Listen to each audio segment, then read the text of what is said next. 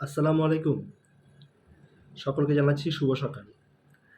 আজকে আপনারা অনেকেই খেয়াল করেছেন যে আমরা গত কয়েকদিন ধরে আসলে আ একটা পোলিং সিস্টেম চালু করেছি যে মার্কেটটা কেমন যেতে পারে এটি সকাল, সকাল আসলে আপনাদের জানিয়ে দেওয়ার চেষ্টা করি।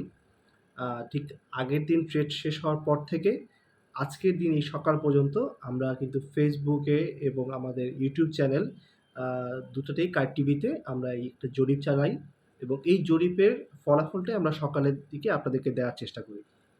তো আজকে ১ম এ একটু জানাই যে আগের দিন যেই জরিপটা করা হয়েছিল অর্থাৎ ৯ তারিখে, সেটার ফলাফল কিন্তু ছিল ৩৪% লোক মনে করেছিল, বিনিয়োগকারীরা মনে করেছিল যে মার্কেটটি ০ থেকে ২০ প্লাসের মধ্যে থাকবে।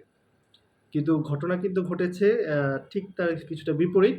কারণ মার্কেট কিন্তু দিন শেষে ছিল হচ্ছে ১৪ পয়েন্ট মাইনাস। আর টার্নওভার ছিল ৳২৭৮ কোটি। তো এই যে বেশিরভাগ মানুষ আ এক্সপেক্ট করল যে মার্কেটটা ভালো হবে। কিন্তু আসলে কিন্তু ঘটনাটা হয়ে গেল উল্টো। মার্কেট নেগেটিভ হলো। তার পিছনে একটা ছোট্ট ব্যাখ্যা দেই আপনাদেরকে। সেটি হচ্ছে যখন মানুষ বেশি বিনিয়োগকারীরা মনে করে যে মার্কেটটা ভালো হবে, তখন কিন্তু তারা কিন্তু যেটা করে সেটা হচ্ছে গিয়ে তারা বাই পজিশনে যায়। অর্থাৎ তারা মনে করে যে সকালে বাই করলে পরে দিন শেষে মার্কেট যেহেতু ভালো হবে, সবাই আমরা ধারণা করছি মার্কেট ভালো হবে। আ সো দিন শেষে হয়তো আমরা একটা ভালো একটা গেইন পাবো। তো এই জায়গাটাই আমাদের বিনিয়োগকারীদের একটা ছোট্ট ভুল হয়ে যায়।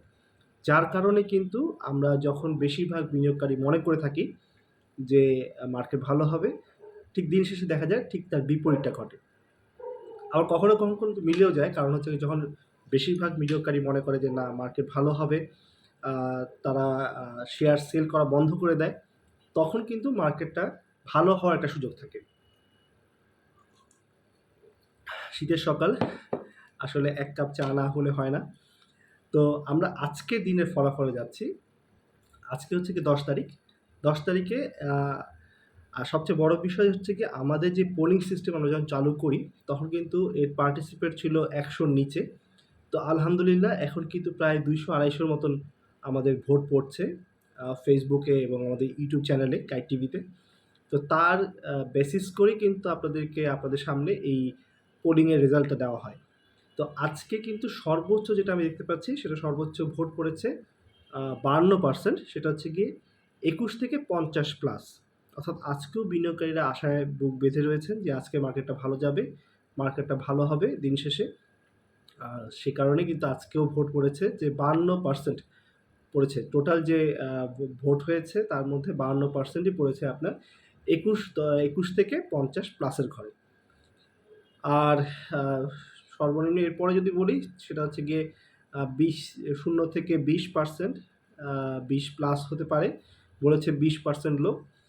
তো এই ছিল আসলে পোলিং এর রেজাল্ট। তবে আজকে যেটা বোঝা যাচ্ছে যে আজকেও বিনিয়োগকারীরা কিন্তু মার্কেট পজিটিভ হবে এমনটাই ধারণা করছে। আজকের পোলিং এর রেজাল্ট তাই বলে। আজকে ভিডিওতে আরেকটা জিনিস আমি একটু সংযুক্ত করতে যাচ্ছি। সেটা হচ্ছে গিয়ে আসলে দিন শুরুতে যদি মার্কেটে কোনো বড় কোনো নিউজ থাকে, সেই নিউজগুলাকে একটু নজর বুলানোর চেষ্টা করব আজকে থেকে। যেমন আজকে দেখতে পাচ্ছি যে আজকের দিনের স্টক মার্কেট বা পুঁজিবাজার রিলেটেড যে নিউজগুলো রয়েছে, তার মধ্যে আ একবারে হেডলাইনে এসছে, "নির্ধারিত সময়ে ডিভিডেন্ডের ঘোষণা ও বিতরণ না করলে কঠোর ব্যবস্থা বিএসইসির।" তো এটা আ হেডলাইনে আছে।